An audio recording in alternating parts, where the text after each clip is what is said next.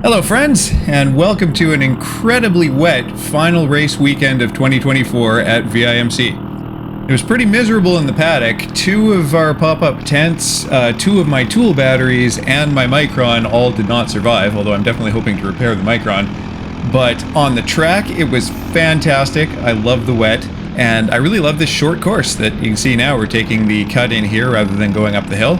It gives us proper braking zone in Briggs, which is nice, and more so when it's as wet as this.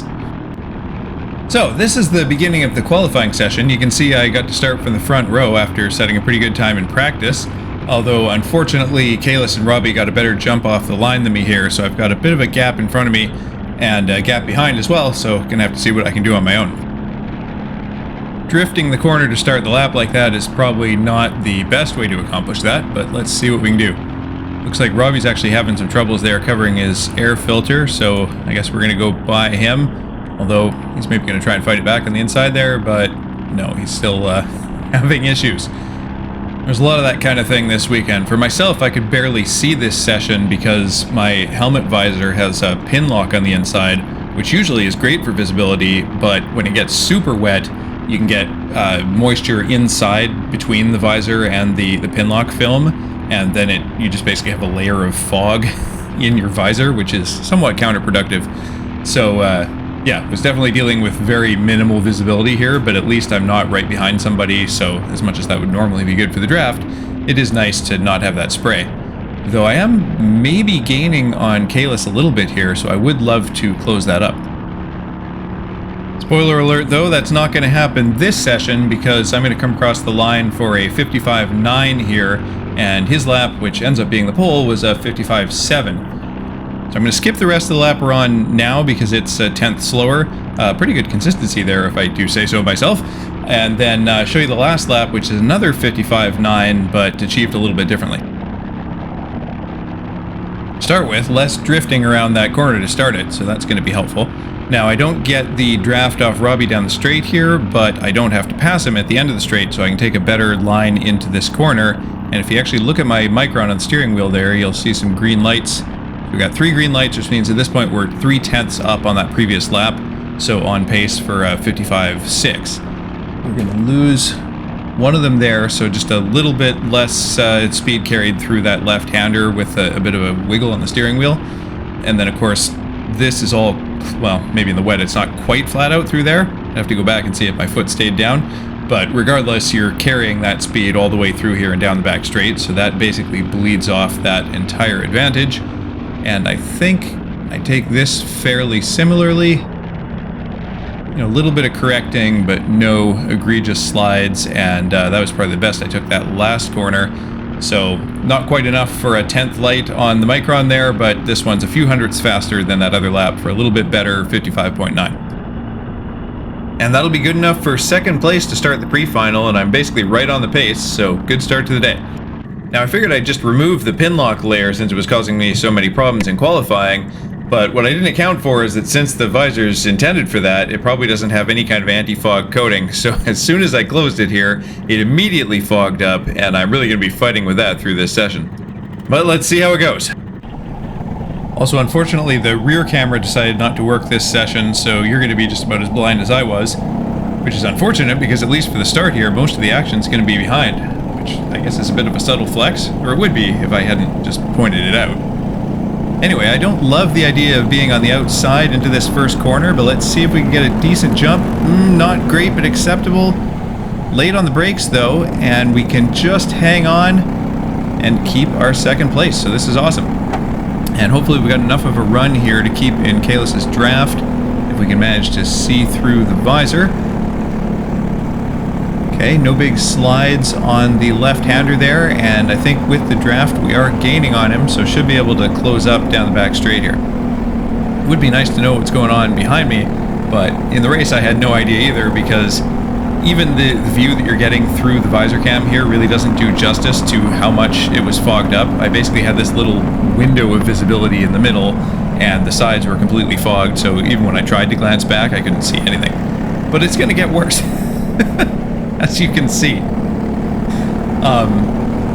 At this point, I can still at least see Kalis in front of me, and being right hooked onto him, I'm fairly comfortable in that spot. I'm going to stick here for now and hopefully build a little bit of a gap to the people who I have no idea how far they are behind, and then see if we can mix it up for the lead. He did pull a little bit on me out of the corner there. I think he's on a shorter gear than I am. I was running quite long this weekend, although it did feel good. Now, at this point, I'll spare you more of that view so you can see a little bit better, but I will leave it up there just so you can keep an eye on how little I can see later on in this stupid race.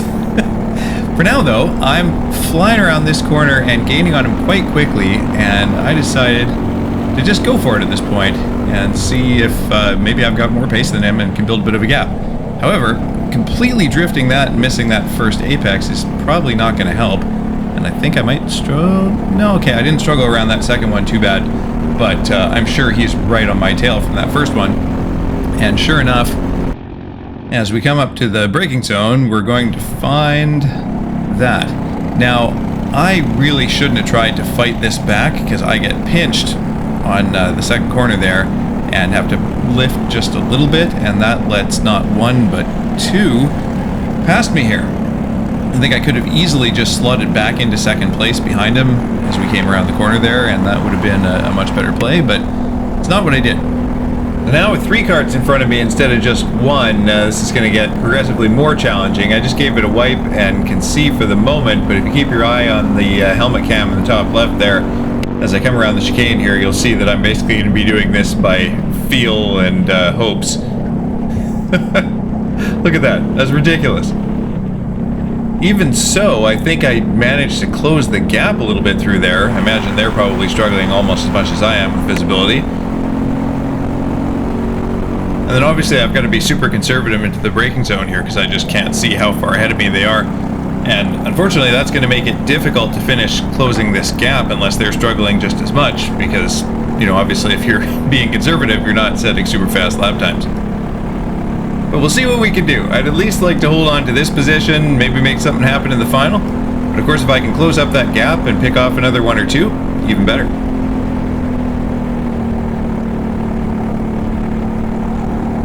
Visibility check.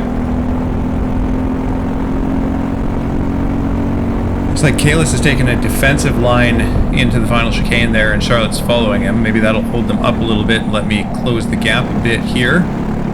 And yeah, sure enough, I think I am closer through there than last time. They're doing some side-by-side as well. Can't see anything.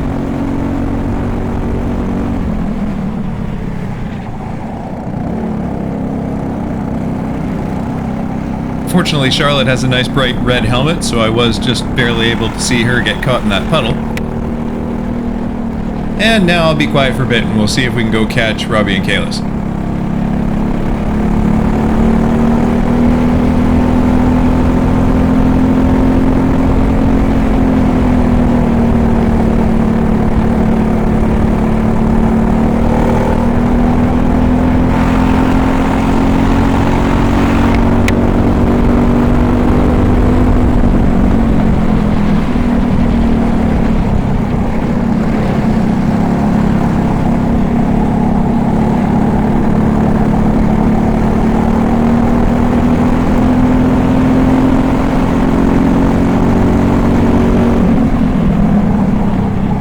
Still having to brake way early on that one since I don't know where they are.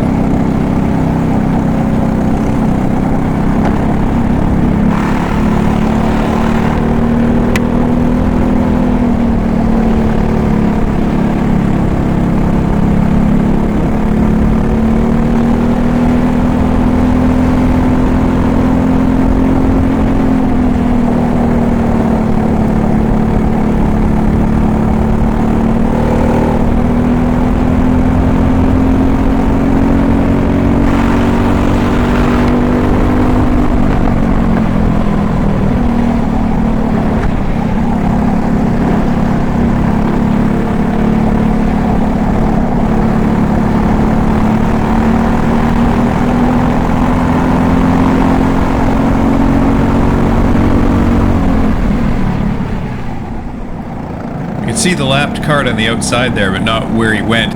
So I had to take a bit of an evasive line into there and compromised some of that work over the last lap or two.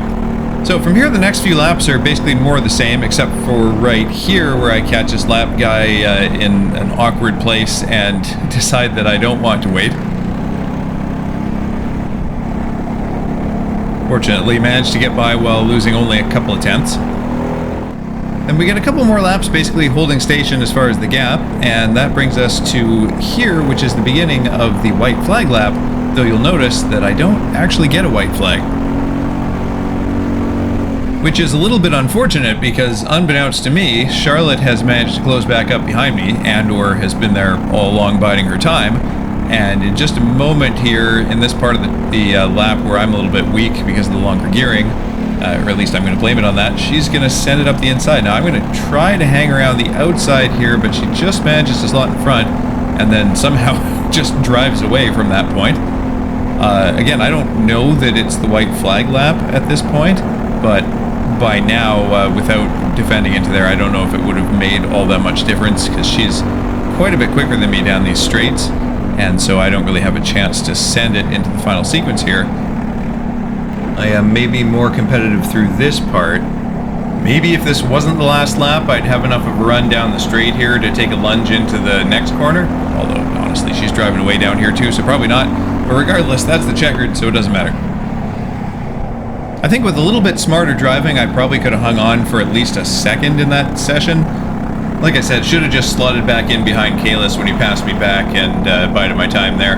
But I'm not too upset about it because fourth is pretty good for me, and hey, I couldn't see half the time, so just finishing facing the right direction is good enough for me. My visor fogged up so hard, I couldn't see anything.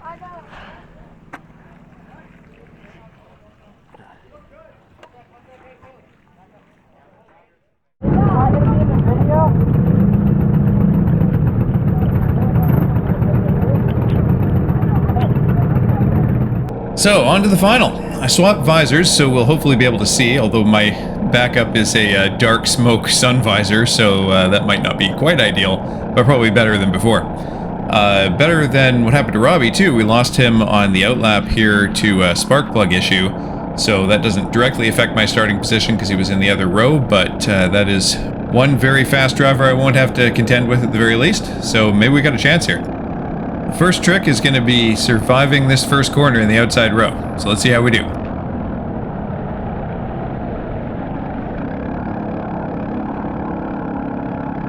Had to open the steering a bit mid-corner there as I had Andy on the inside going into me, but so far so good. Looks like he's going to take the inside into here as well, so we're going to try and hang on. And indeed, looks like we are doing it, still side by side, but Ben sneaks up through him there as well and gives us a little bump. And that just gives us the momentum we need to stay ahead there and pull a little bit of gap on them as well. Now, only two in front of me, but a fair ways in front of me, so now, once again, we're going to see if we can close that back up.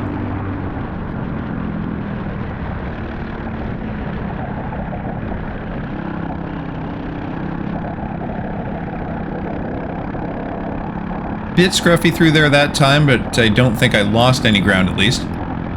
As I come up to this braking zone, I'm going to be a bit conservative, but watch the rear view camera there. Woo! That was a bit close, but I was blissfully ignorant, and I guess I'll just keep trying to chase down Charlotte.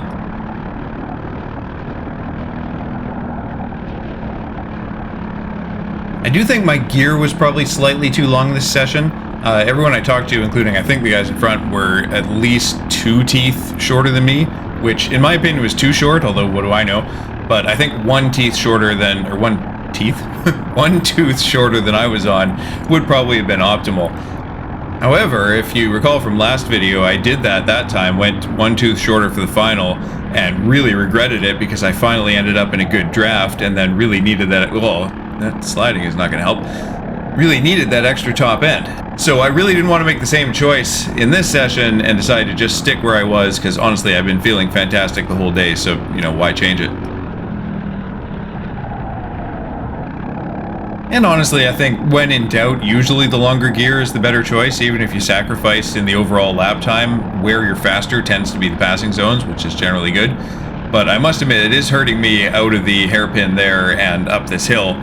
So, yeah, not making it easy for myself.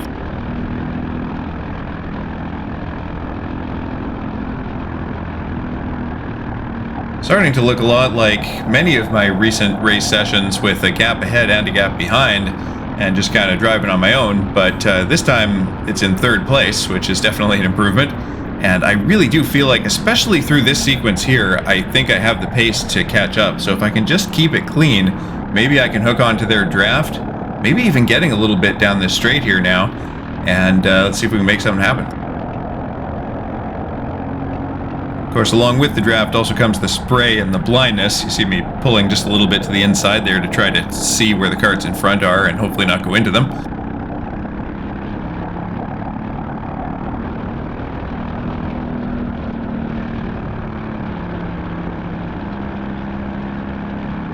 Got an okay run out of the hairpin that time though, and definitely a little bit closer than last time coming through here.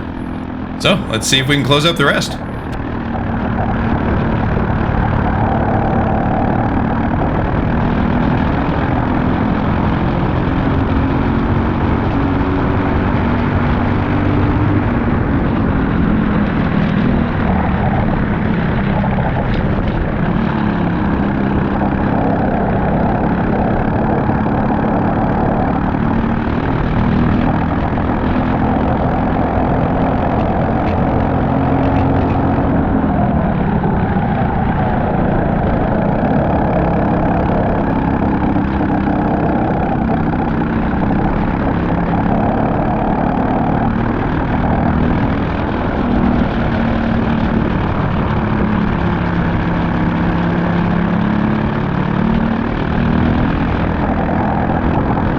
Avoiding the deeper part of the river there.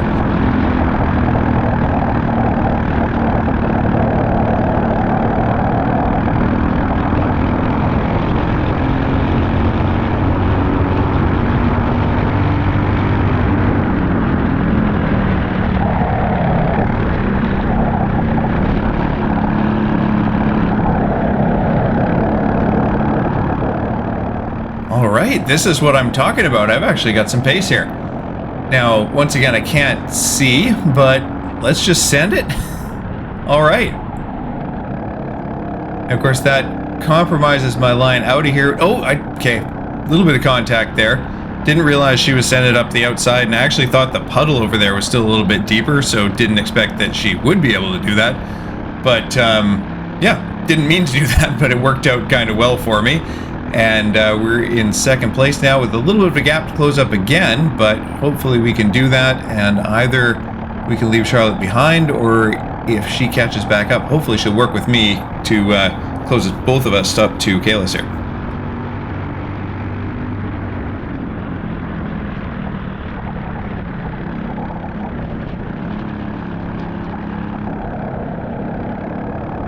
Okay, made up a bit of ground into there, I think.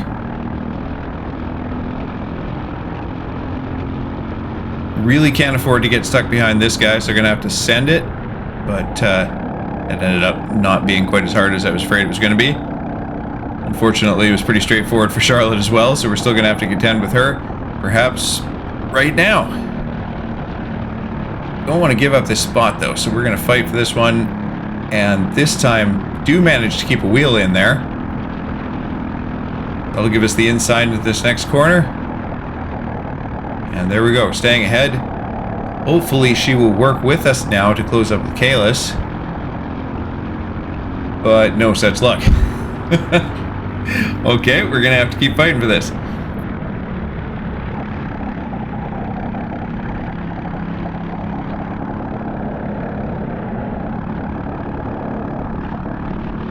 Alright, right on her here. Even with the draft though, she's driving away a little bit down the straight. And she's taking the inside line there to prevent me going for that lunge again. So I guess we're just going to stick here. I'd kind of like to close back up with Kalis and not let him get too far away, and then maybe think about the pass.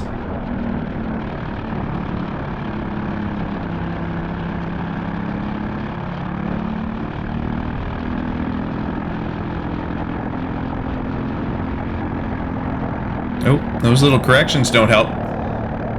Gonna be losing a little bit more ground down this straight here. Gonna have to really have a good chicane.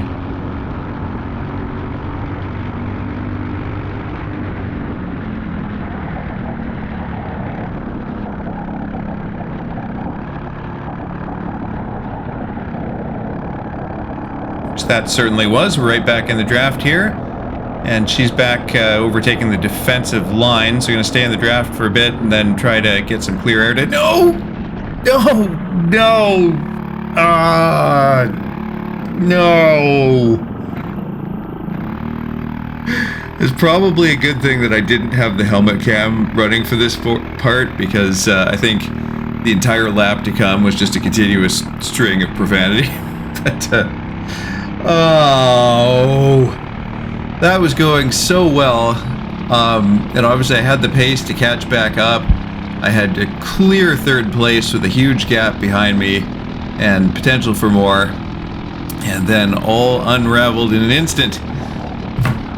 So, yeah, I think basically every lap was braking quite a bit earlier for the hairpin than I had been on my clear laps, quite possibly because behind Kayla she couldn't see either.